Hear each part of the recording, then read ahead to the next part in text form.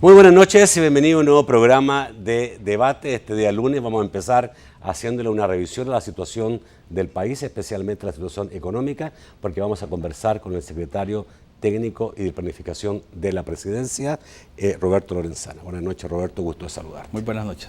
Son exactamente 44 días que han pasado desde que inició el gobierno del presidente Salvador Sánchez Serén el día 1 de junio. A los pocos días de esto entrevistamos al nuevo secretario técnico y planificación de la presidencia. Le preguntamos, cuáles eran los proyectos, por dónde pensaba el que dieran las cosas. Pero me imagino que estos 44 días han sido determinantes, no solo en ver ya en más detalle cómo está la situación del país, especialmente el endeudamiento, sino que también por su posibilidad de conversar con diferentes sectores sobre este tema. Te hago la pregunta inicial. ¿Algo ha cambiado de tu perspectiva inicial, de lo que estabas pensando, de lo que creías, que el país estaba? ¿Hay algo nuevo que se puede decir? Bueno, primero quiero aprovechar para saludar a todos los amigos televidentes, amigas televidentes también. Un saludo cordial a todos, a los compañeros, las compañeras, los amigos,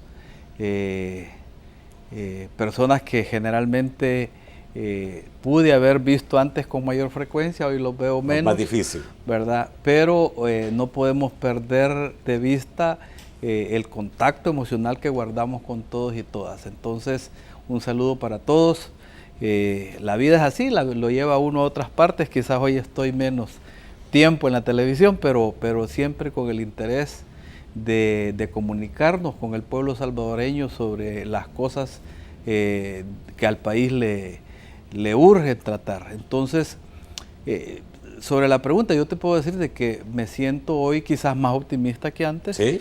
El desafío, por supuesto, hoy se puede dimensionar como mucho más grande porque ya en contacto con la realidad, con los diferentes problemas que hay que atender, con la coordinación que se hace desde el gobierno, de las diferentes carteras, de las diferentes responsabilidades, uno puede percibir los grandes desafíos y creo que existe un conjunto de condiciones fundamentalmente políticas que auguran un porvenir mejor para el país. Nosotros queremos dar a conocer nuestro entusiasmo, estamos por abrir un nuevo momento en el país, está abriendo las compuertas que han estado cerradas para el país, creo que se están abriendo gradualmente, no tienen todavía toda la velocidad que nosotros quisiéramos, pero debe haber optimismo. Hemos contactado con diferentes sectores de la sociedad salvadoreña y hay entusiasmo. Ese entusiasmo estamos convencidos que hay que trabajar porque genere hechos concretos que no permitan que ese entusiasmo y ese optimismo que se empieza a perfilar de manera alineada en los diferentes sectores de la sociedad se mantenga, se desarrolle y que ofrezca al país los resultados que el país necesita. Yo no sé, si obviamente algo que caracteriza la situación del país es su alto endeudamiento, una cosa que me imagino que es una preocupación fundamental en tu caso. Recientemente el personero del Fondo Monetario Externo del país, Fondo Monetario Internacional, FMI, señalaron que ni siquiera un mayor crecimiento económico es suficiente para alcanzar la sostenibilidad de la deuda pública, por lo que se hace necesarísimo reducir el déficit fiscal. Entonces, da la impresión, que esto requiere muchas más cosas, ¿no? Que a lo mejor claro, ni siquiera, con un paquete tributario, ni siquiera con una reducción en los gastos actualmente, pueden hacer posible que el país se vuelva viable y bien, que pueda recorrer tranquilamente el camino del desarrollo. Bueno, en realidad esa declaración del Fondo Monetario que se dio unos días después de su visita al país, una delegación de alto nivel del Fondo Monetario que estuvo acá entrevistándose con diferentes sectores de la sociedad salvadoreña y también con diferentes personeros del gobierno, llegó a la conclusión esa de que aterrizó en un comunicado que, dicho en pocas palabras, fue una especie de espaldarazo a lo que se hace desde el gobierno en el arranque de esta gestión. Dijeron eso claramente, ¿no? O sea que el crecimiento económico no será suficiente para resolver el problema fiscal. Querían decir también que se hace necesario reformas de carácter fiscal y se estaban refiriendo también de alguna manera a las reformas que el gobierno desde la gestión anterior ha estado impulsando. O sea, sin duda se hace necesario un nivel de recaudación mayor para las arcas del Estado, tomando en cuenta que en el gobierno, en los meses anteriores más bien, la Sala de lo Constitucional limitó la recaudación quitando 2 impuestos que fue una pérdida de más de 100 millones de dólares para la recaudación fiscal del país. En ese sentido se ha estado trabajando, ya tenemos un mes de estar en esa discusión. Creo que se han venido haciendo los ajustes del caso y nosotros esperamos que luego de que se concluyan todos los ajustes necesarios para que haya consenso se pueda concluir en una aprobación en la Asamblea Legislativa de una reforma fiscal que ayuda. Por supuesto que también no es suficiente, también por el lado del gasto. Ellos vieron con buenos ojos el planteamiento de autoridad del gobierno y del presidente particularmente. Es un planteamiento creíble, es un planteamiento que inspira confianza en tanto que el país no va a tener gastos improductivos, gastos superfluos, y se está trabajando en esa dirección. Creo que ya en el arranque de este gobierno se puede percibir la conducta austera, responsable con el gasto que está habiendo. Y tenemos desafíos, tenemos grandes dificultades que responder. Ha habido, hay que decirlo de esa manera, cierto atraso, por ejemplo, en el cumplimiento de algunas obligaciones contraídas en algunos programas sociales. El presidente de la República nos ha dicho claramente a nosotros que vamos a ratificar ante la sociedad salvadoreña que esos programas sociales van a continuar, lo que tiene que ver con el programa de apoyo temporal al ingreso, PATI, el tema de las pensiones a los adultos mayores, las pensiones a los veteranos, y por supuesto también él ha requerido del ministro de Hacienda que haya un plan de pago para todas las obligaciones que tienen que ver con los saldos que están todavía sin cumplirse en las responsabilidades a los proveedores del país. Okay. Entonces, en ese sentido, pues ya se está trabajando en ordenar esas cosas. Después de un mes creo que ya estamos a la altura de empezar a transitar ese momento. Ok, yo quiero volver un poco a lo del Fondo Monetario, que ellos efectivamente dijeron que veían con buenos ojos que el gobierno estuviera planteando una reforma para aumentar impuestos y también que estuviera el gobierno planteándose una austeridad mayor para reducir gastos. Todos sabemos que por la reforma tributaria podrían llegar a recaudarse 280 millones aproximadamente. ¿Qué meta se ha puesto el gobierno en lo que es austeridad? ¿Cuánto se puede ahorrar? Bueno, mira, en cuanto a la reducción el ajuste que ha estado planteado por el gobierno es más o menos un 1.5%. De eso, la mitad, el 50%, puede venir por el lado de los ingresos con la reforma que ha estado planteada y el otro 0.8% vendrá por la vía del gasto. Ese es un esfuerzo que se va a hacer en los próximos... ¿Cuánto significa eso en términos de...? Eso significa, un punto son del más PIB, o menos... 250 millones. Son 250 millones de dólares. Okay. 1,5 puede andar por el orden de un ajuste de 300 millones de dólares. Estamos hablando entonces, digamos, que el gobierno con ambas cosas podría, digamos, alcanzar 500, un poco, más de 500 millones, pero no 600 millones, definitivamente. ¿Esto sigue siendo poco? Siempre. Porque me imagino que el BID le habrá planteado otras cosas que deben hacerse. Por ejemplo, le habrá planteado aumento del IVA, como siempre ha estado dando vuelta a la idea esa, sobre todo en los organismos internacionales. Fíjate que no, en esta oportunidad el Fondo Monetario no ha planteado un requerimiento de ese tipo, hemos conversado y no ha habido ninguna presión para que se pueda impulsar una reforma al impuesto del valor agregado. Por supuesto de que siempre es insuficiente lo que se hace en este momento, pero si nosotros logramos despegar en el terreno económico si logramos arrancar en el terreno económico, si atraemos inversión, si generamos más empleo, si se aumentan las exportaciones, si se desarrolla mayor productividad en el país. Ese otro crecimiento de la recaudación fiscal vendrá por el lado del crecimiento económico, y esa es nuestra meta principal. Y yo creo que la psicología que estamos creando, el entorno, el estado de ánimo de todo el pueblo salvadoreño y particularmente del sector privado en el país, es que van a aumentar las inversiones. Tenemos ya un conjunto de proyectos que tal vez más adelante tenemos el tiempo de ir develando, pero se están materializando acuerdos en esa dirección. El presidente de la República anunció algunos, recuerdo en el discurso que dio en el evento de NADE del sector privado, y algunos de esos ya van en esa dirección para irse concretando. Vamos a hablar de eso, pero también vamos a hablar antes de eso en relación a la posibilidad de vender la deuda país, que es quizá, digamos, el proceso fundamental que puede el gobierno llegar a hacer para lograr tener algún desahogo económico. Ya volvemos. Obviamente la iniciativa que más puede, digamos, causar interrogantes, pero también sorpresa, es esta decisión del gobierno de vender la deuda, ¿ya? Y me gustaría que nos explicara cómo se hace, qué significa eso. No todos tenemos tan claro cómo se vende una deuda país, que dicho de paso está arriba de los 14.000 millones de dólares. Bueno, en realidad yo creo que es una interpretación que se ha hecho a las palabras que han expresado algunos dirigentes del país, y bueno, el presidente de la República también.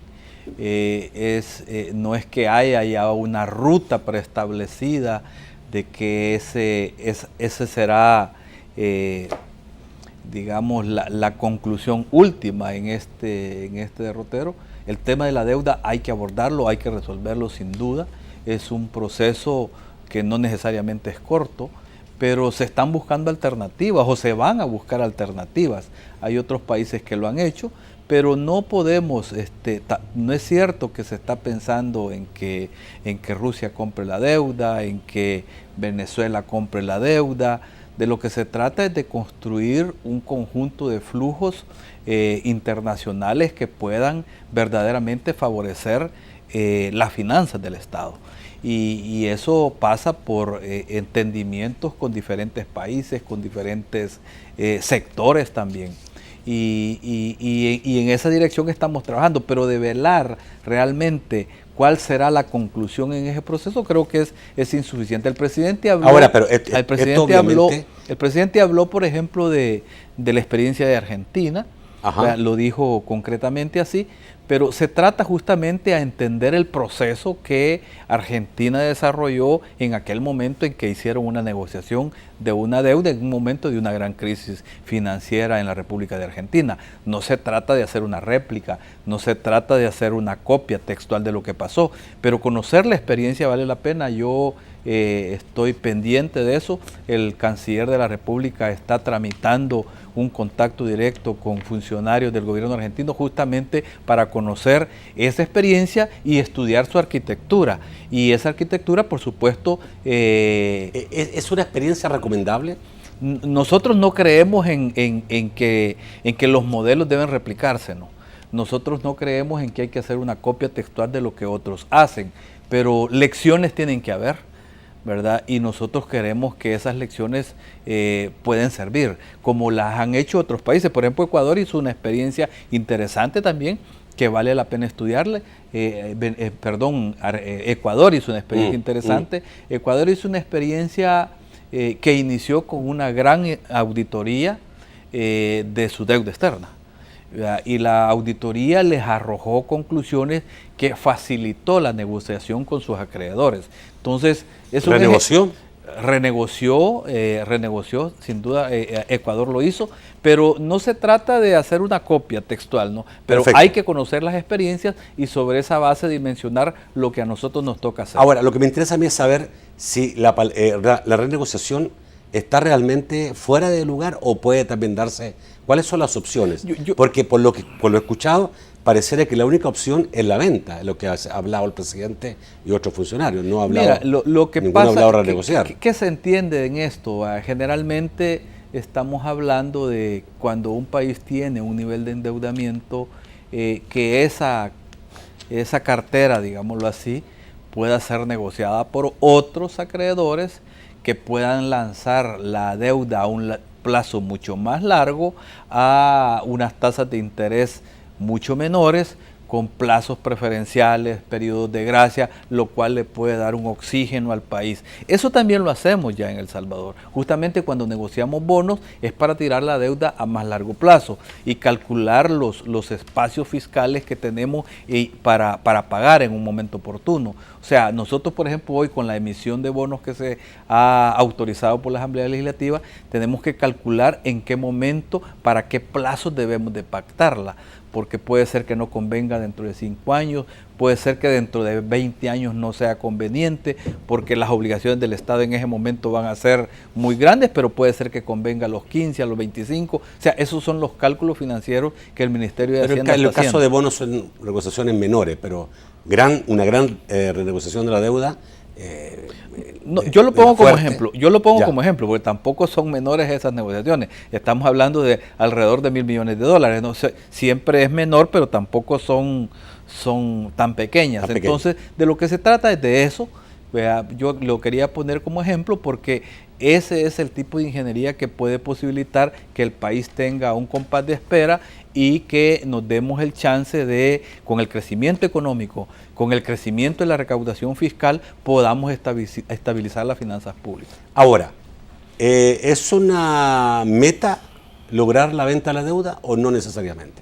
Mira, la meta no es esa, o sea, la meta principal es estabilizar las finanzas del Estado.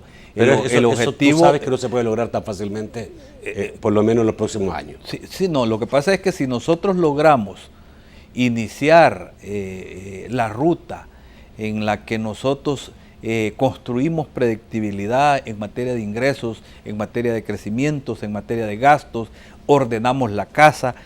Justamente por eso el gobierno ha presentado una propuesta de estabilidad fiscal, una ley de estabilidad fiscal en la que haya un compromiso de cuánto será el gasto corriente, de cuánto serán las metas en materia de recaudación, de cuánto es lo que se debe invertir en materia de gasto social, por ejemplo, cuáles son los techos con los que debemos de trabajar, de tal manera de que nosotros podamos de manera sistemática en un plazo relativamente largo salir adelante. Fíjate que los escenarios fiscales, lo pongo esto como ejemplo, escenarios que se han estado estudiando, si nosotros lográsemos tener un 18% de recaudación con un crecimiento no menor del 3% de la economía, manteniendo los gastos en los porcentajes en que ahora estamos, estaríamos hablando que dentro de 10 años, en el año 2023, estaríamos acercándonos a los niveles de endeudamiento que el país tuvo antes de la gran crisis económica mundial. Pero si yo le pregunto, o sea, no es que terminás con la deuda, pero iniciás el proceso de estabilizar el endeudamiento y las finanzas públicas. Pero si yo le pregunto, o si yo le digo a la ANEP que se va a subir el 18% la carga tributaria para que el país mejore económicamente, me va a decir, eso no es así, al revés, al subirla va a bajar la posibilidad de crecimiento económico. Es cuestión de interpretación, porque ellos dicen que ya estamos en el 18%. Eso es lo que dicen ellos, que ya estamos en el 18%. Ajá. Entonces, esa es su valoración, que ya estamos en el 18%. El ministro de Hacienda ha dicho de que andamos alrededor del 16.5%. De todas maneras, mira, aquí de lo que se trata no es de una discusión matemática, sino del compromiso que todos los sectores del país y del gobierno debemos de tener para sacar al país de la situación en la que se encuentra. La meta principal es el crecimiento económico y afortunadamente en eso hay un alineamiento estratégico, el sector privado, el sector público, los grandes inversores internacionales, el mismo asocio para el crecimiento.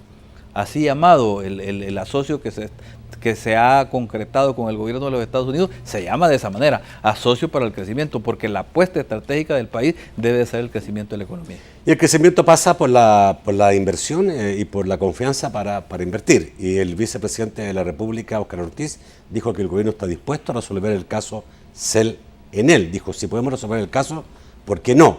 Porque vamos a estar con casos que además de no permitir seguir apostándole rápidamente por la inversión, lo vamos a tener estancado por 1 o 3 años, a menos que exista un problema legal que impida un arreglo. Nosotros vamos a tratar, digamos, de solucionar este problema.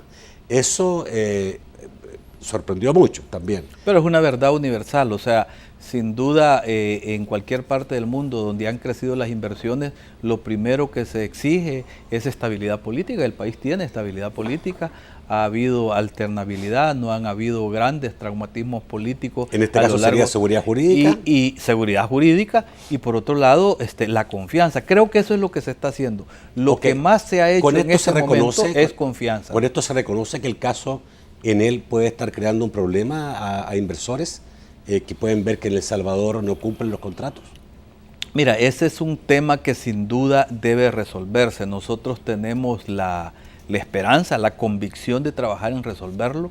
No queremos que el país siga en ese conflicto, ¿verdad? Hemos dicho, vamos a poner todo lo que esté a nuestro alcance para que se resuelva eso, y esperamos por supuesto lo mismo de la otra parte, porque para bailar se necesitan dos, ¿no? Y en ese sentido nosotros hemos escuchado, hemos conocido señales de la empresa italiana y del mismo gobierno italiano que hay voluntad para buscar una solución. Estamos por entrar al camino de ese entendimiento, de ese diálogo, y nosotros no podemos más que desear que se tenga éxito. Vamos a hacer todo lo posible porque el país salga de ese conflicto. ¿Cuál es la condición fundamental? ¿Que el gobierno mantenga mayoría? Mira, yo creo que lo fundamental en una negociación es que los dos ganemos. O sea, las dos partes tienen que ganar. El Estado salvadoreño debe ganar, y esperamos nosotros que la empresa, en este caso que está en este asocio, pueda ganar también y tenga predictibilidad en sus ingresos, en sus utilidades, pero que el país también gane, ¿no? Vamos al corte y vamos a volver después del corte a hablar de los principales proyectos a corto plazo que tiene el gobierno en materia económica. Ya volvemos. ¿Y hay proyectos, Roberto, para desarrollar en los próximos días? Digamos, no sé si hay un tiempo determinado de decir, vamos a desarrollar esto en los próximos 100 días, primer semestre. ¿Qué es lo que el gobierno va a hacer en lo inmediato? Mira, quiero aprovechar a propósito de la pregunta, para decir lo siguiente. La próxima semana, el gobierno, el presidente ha decidido que se den a conocer por parte de todos los gabinetes, el gabinete social, el gabinete económico, de infraestructura, el gabinete de sostenibilidad ambiental, el gabinete de seguridad, que den a conocer todos los proyectos que están en marcha y que se van a ejecutar en los próximos 100 días. De tal manera que yo quiero respetar... ¿Próximos 100 días significa de aquí a 100 días? No, en los primeros 100 días del gobierno, incluido este mes que acaba de pasar. Hay proyectos que están en marcha, pero queremos contabilizarlos, clasificarlos de manera ordenada para que el pueblo salvadoreño conozca. Entonces, la próxima semana se van a dar a conocer toda esa gestión que está en marcha. Por eso es que yo no me quiero saltar en este momento, ¿verdad? Pero hay de todo, hay proyectos que tienen que ver con salud, con educación, con infraestructura, y creo yo que de manera sistemática, de manera ordenada, la próxima semana se van a dar a conocer. El presidente lanzará algunas ideas generales, quizás las medidas más importantes, las fundamentales, pero esperamos nosotros que todos los ministros y todos los gabinetes puedan articular un planteamiento de lo que ya está en marcha y que se concluirá en los primeros 100 días de gobierno. Pero hay otros proyectos que simplemente se empiezan a construir, que son ideas estratégicas que seguramente van a atravesar una parte de este periodo, pero que se van a iniciar desde ya, se están iniciando desde ya. Por ejemplo. Voy a poner un ejemplo. Sí. Fomilenio, todo el mundo sabe. Yo tengo la la expectativa que eso se va a firmar en las próximas semanas, ¿verdad? Espero no equivocarme, tengo esa certeza a partir del diálogo que tenemos. Eso significa una inversión, incluyendo la del Estado, inicialmente de 350 millones de dólares, de las cuales se van a desprender un conjunto de emprendimientos empresariales, económicos, particularmente en la zona costera del país.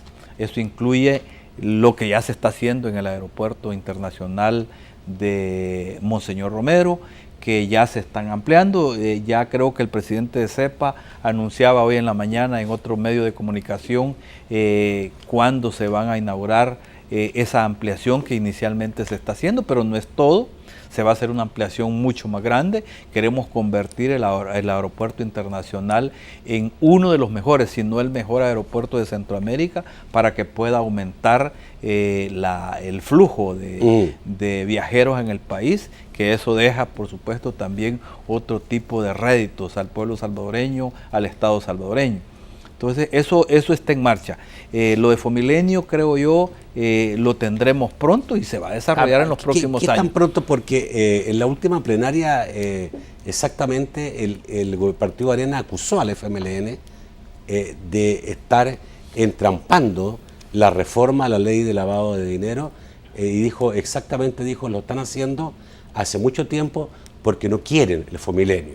Ellos quieren, digamos, tener como excusa de que no se dio el Fomilenio para correr, dijeron, a buscar el dinero a Venezuela, a Cuba, a Rusia. Bueno, yo entiendo, el Partido Arena tiene que hacer un esfuerzo de oposición y dicen cosas que no necesariamente corresponden con la verdad y con la realidad. Pero la cosa que ha estado obstaculizando la reforma a la ley de lavado es muy simple, para que el pueblo salvadoreño la conozca, la entienda. Aprobamos la reforma, lo fundamental de la reforma está aprobada, pero quedaron pendientes unos puntos. Ya hay un consenso generalizado que deben de incluirse las personas o las personalidades políticamente expuestas.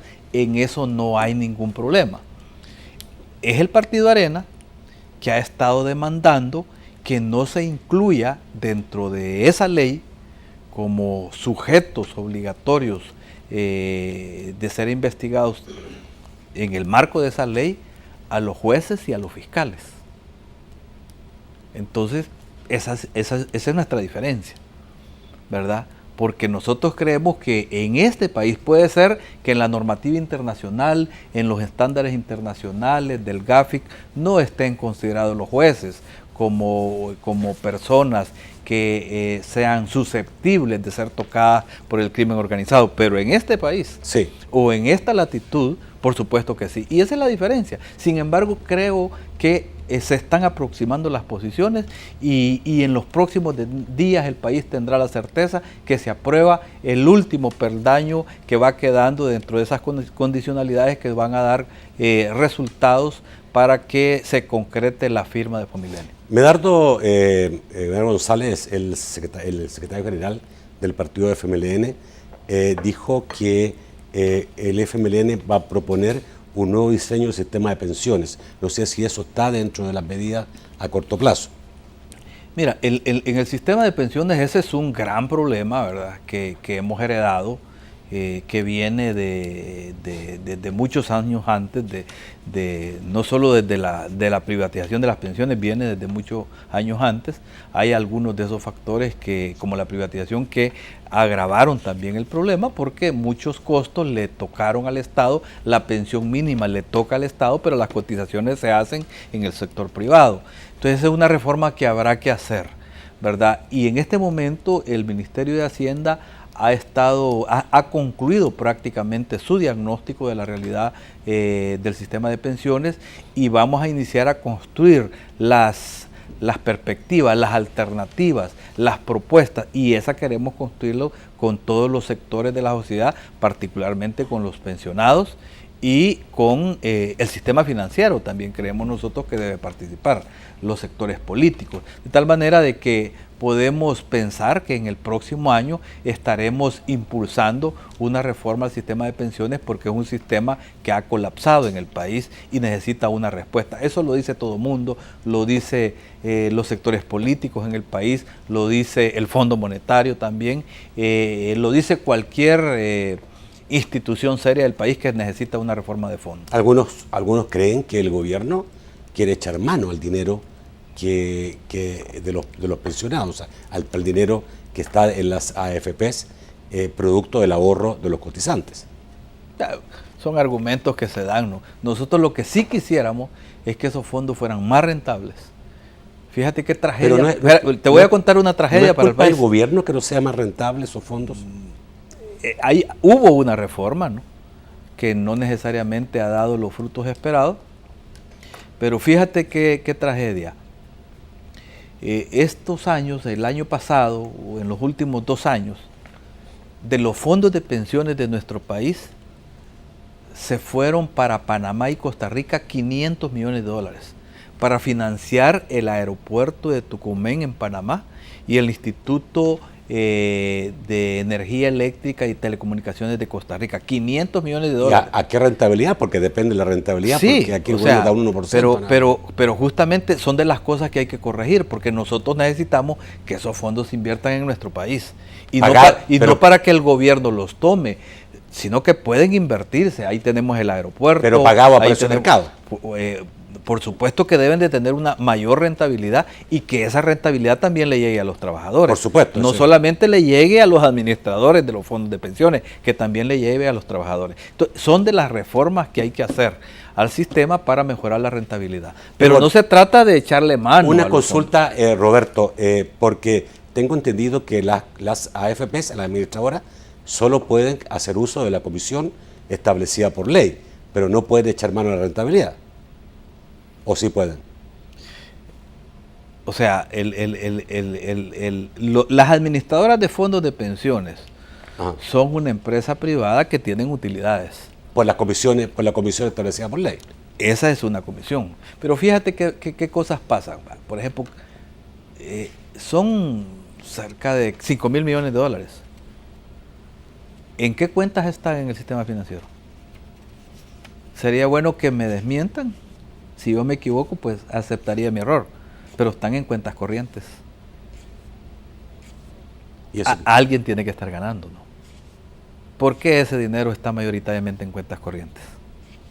Eso lo permite la ley, seguramente. Sí, pero debería estar ganando intereses, ¿no? Ajá. Entonces, por lo menos son de las cosas que yo conocí hace no mucho tiempo y ojalá que me equivoque y ya tengan otro tipo de cuentas, que se inviertan de otra manera, ¿no?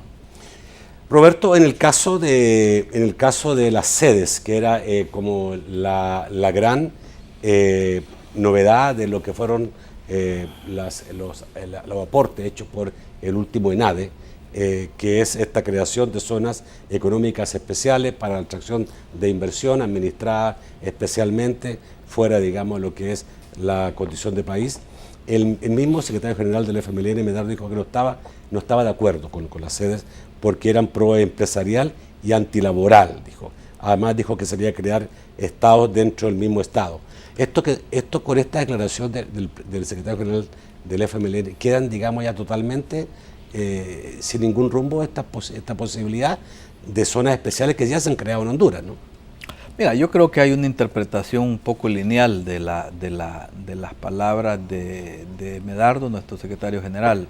O sea, la aplicación mecánica de esos modelos en nuestro país simplemente no tienen posibilidades, ¿verdad? En El Salvador existen ya algunos modelos como la zona franca, que de alguna manera tienen ciertas características de zonas libres, donde no se pagan impuestos, donde tienen determinadas permisibilidad para exportar, por supuesto, ¿verdad? Pero hay un andamiaje jurídico en el país, hay una infraestructura en el país que tiene características similares, pero no en términos absolutos como lo ha planteado Honduras, por ejemplo. Honduras está planteando un país dentro del país, donde haya legislación que no corresponde a la legislación nacional.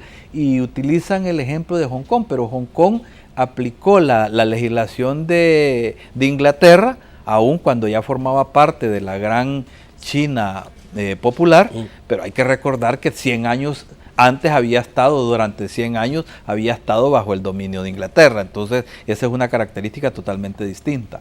Entonces, nosotros lo que sí creemos que hay que tomar en cuenta aspectos positivos de esas experiencias, pero no replicarlas de manera absoluta, sino que hay que examinar aspectos positivos que puedan ser tomadas en cuenta en la experiencia salvadoreña. En ese sentido, el presidente de la República lanzó la propuesta al gobierno de Honduras y al gobierno de Nicaragua para que hiciésemos un ejercicio de zona de desarrollo integral, que puede también implicar determinada zona libre en la zona del Golfo de Fonseca. Ya en esa dirección hay proyectos que están avanzando. Finalmente, Roberto, antes de ir al bloque de las preguntas del público, ¿cuál es la idea de fortalecer y ampliar las relaciones con algunos países, como lo ha mencionado el mismo presidente? Se ha hablado de Venezuela, Cuba, Brasil, Rusia. Exactamente, digamos, ¿cuál es el objetivo con eso?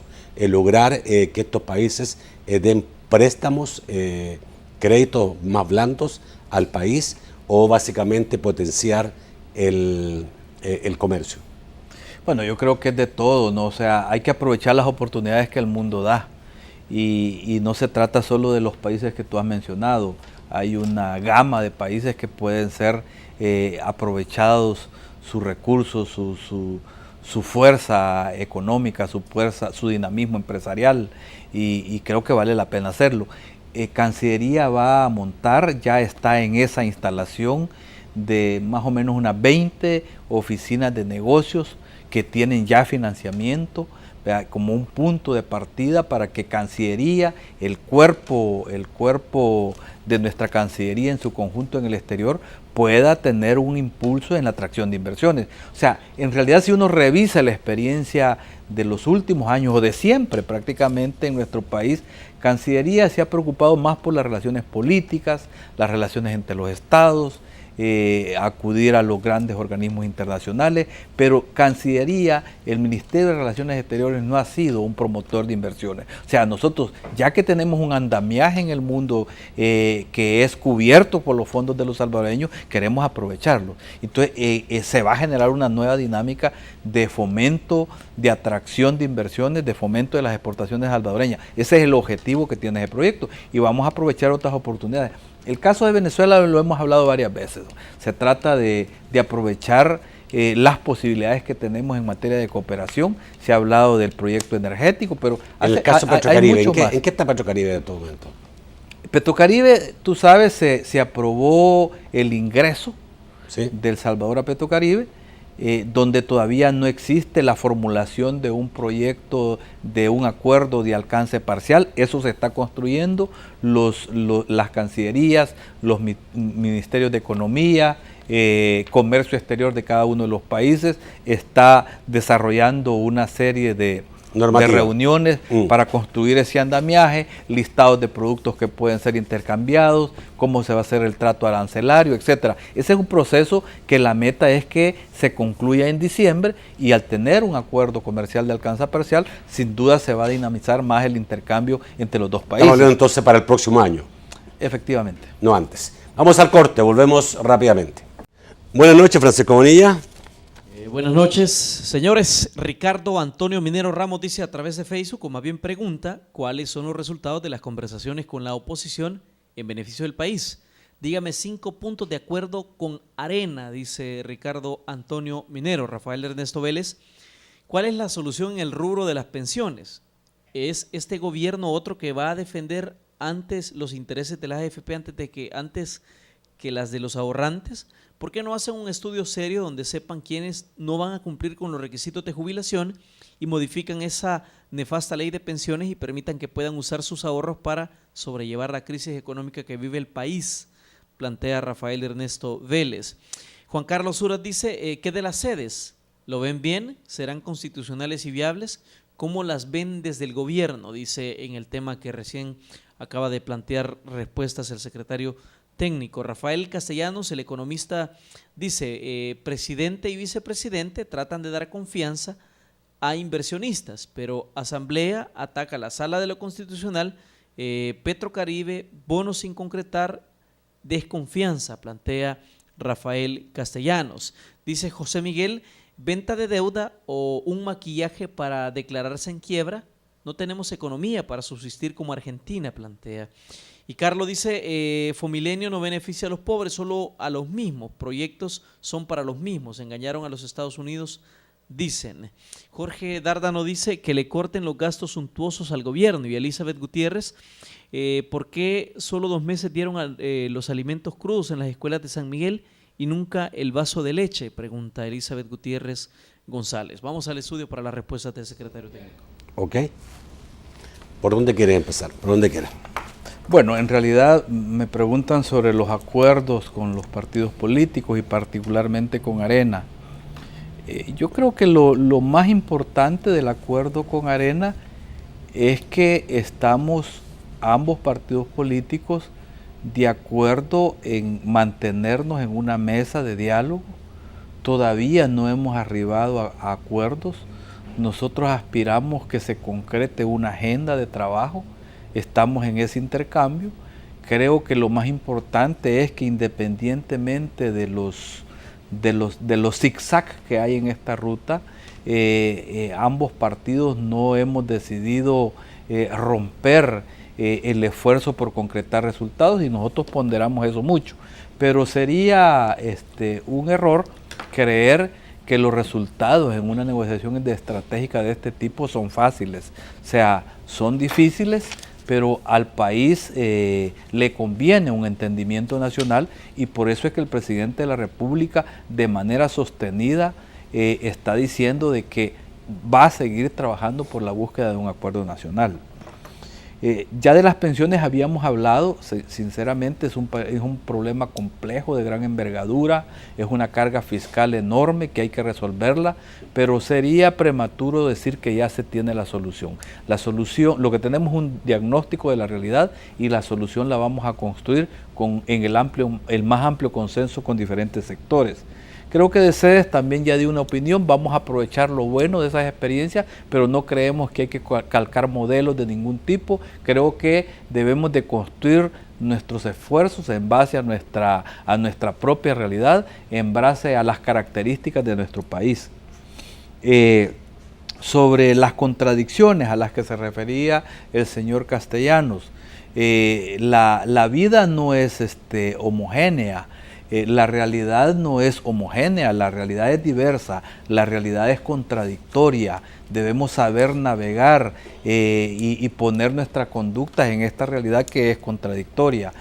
Sabemos que la Asamblea Legislativa es un escenario complejo, también contradictorio, pero eso no quiere decir que nos debemos salir de la ruta de la búsqueda de un entendimiento. Creo que es cierto que el presidente de la República, el vicepresidente, están haciendo grandes esfuerzos por generar confianza, pero el hecho de que haya diferencias entre los órganos del Estado no nos debe sorprender. Nosotros estaríamos más preocupados en que la Sala de lo Constitucional se subordine totalmente al Poder Ejecutivo, que la Corte Suprema de Justicia esté como estuvo antes, bajo el mandato de una llamada telefónica del presidente de la República. Ahora hay independencia de poderes, ahora interactúan los órganos del Estado y eso es lo que nosotros debemos de interpretar, la nueva riqueza que el país tiene en que los órganos del Estado interactúan y no están subordinados el uno al otro. Eso es lo que le puedo decir al señor Castellanos. Creo que hay que hacer esfuerzos todos de ponernos en esa sintonía para que aprovechemos las ventajas que el país nos está dando. Ya de Fomilenio hablamos también, nosotros tenemos la expectativa que ese es un proyecto que va a concurrir en este país y va también a ser un factor detonante de nuevas inversiones en El Salvador. Ventajas tendrá, desventajas tendrá también, hay que aprovechar las ventajas y atenuar en la medida de la posible las desventajas que pueda tener. Con respecto a los alimentos, a los programas sociales, yo planteé desde el primer momento en esta entrevista que el presidente de la República ha reiterado, nos ha dicho, hay que ser claro, todos esos programas van a continuar, vamos a tratar de salir con los atrasos en algunos incumplimientos. Se le ha pedido al ministro de Hacienda también que haga un plan de pagos para los proveedores para poder satisfacer toda esa demanda. Pero estamos a un mes ordenándonos en este nuevo gobierno y creo que daremos la respuesta que el país necesita. ¿Alguien dijo venta de deuda o maquillaje para declararse en quiebra? No, creo que nosotros no estamos haciendo un maquillaje de que estamos queriendo generar la idea que el país tiene una crisis insoluble, o sea, tampoco se trata de eso. Si nosotros vemos a la luz de lo que dicen incluso los organismos financieros, el BID, el Banco Mundial, dicen tenemos una cartera sana con El Salvador. Por supuesto que hay endeudamiento, pero en este país nunca ha habido incumplimiento de pagos y no queremos llegar a eso. ¿Ni lo habrá? Ni lo habrá, por eso es que estamos trabajando en ordenarnos y por eso que estamos pidiendo el apoyo a todos los sectores de la sociedad y particularmente al sector privado a que todos contribuyamos a que el país tenga la suficiente recaudación para que podamos cumplir con nuestras obligaciones. Roberto, en términos de las expectativas de crecimiento para este año se mantienen. Ya digamos, ya estamos en julio, ya se puede prever cómo se va a cerrar el año, si la expectativa de 2.5, creo que se pensó para este año, ¿se pueden mantener? Mira, yo espero que sí, o sea, el Banco Central todavía no ha concluido sus estudios sobre sus cálculos en materia de crecimiento. Tenemos a más tardar el último día del mes de septiembre, porque el ministro de Hacienda presentará su presupuesto, está haciéndose ya las estimaciones de crecimiento que todavía no son concluyentes, pero en la presentación de ese presupuesto y en la elaboración más bien de ese presupuesto estará consignado la meta de crecimiento para el próximo año, ¿verdad? Y en ese sentido nosotros esperamos que, aunque tenemos muy poco tiempo, al menos esta confianza que se está generando con el sector privado, este optimismo que se está creando, genere las posibilidades de mayor crecimiento en el país. Nosotros queremos y le pedimos a todos los salvadoreños, a todos los empresarios, a que inviertan más en el país, a que desarrollen más proyectos de todo tipo, micro, pequeños, grandes en el país. El sector público también tiene que hacer lo que le corresponde en proyectos de infraestructura para dinamizar la economía del país. Estamos trabajando por elevar los niveles de ejecución. Queremos superar la meta del 80% en la ejecución de la inversión pública en el país. ¿Cuánto va actualmente de la meta? No tengo la medida en este momento, pero creo que andará cerca del 50%. Entonces nunca se ha superado el 80% en materia de... Hay algunos ministerios que sí lo hacen, hay algunos ministerios que han llegado al 100%. Pero en promedio no. En promedio no, y nosotros queremos superar esa expectativa, que se acelere la capacidad de ejecución de la inversión pública en el país. También se pudiera esperar que se presente a la Asamblea este año, para el próximo, un presupuesto realmente financiado, donde no hayan ítems de que no tienen ningún tipo de financiamiento. Justamente por eso es el retraso, creo yo, que tenemos. O sea, por supuesto que todavía estamos a tiempo para poder presentar el presupuesto. Falta un par de meses todavía para que el ministro de Hacienda lo presente.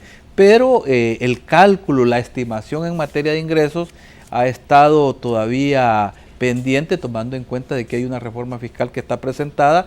Si esa reforma se aprueba o se aprueba parcialmente, eso significará un cálculo diferente de ingresos, y por eso es que estamos a la expectativa que va a pasar, ¿no? Si se aprueba es una estimación, si no se aprueba es otra, por supuesto. Gracias, Roberto, por estar esta noche. Creo que ha sido importante escucharte, no solamente, digamos, por la importancia de tu cargo, sino que también porque eres una de las personas más importantes en términos políticos del actual gobierno. Bueno, un saludo, muchas gracias, un saludo a todos los amigos televidentes y a todas las personas que nos han estado escuchando en este momento. Gracias a usted, estimado televidente. Los vemos mañana siempre a las 8 de la noche en un nuevo programa de debate. Que pasen muy buenas noches.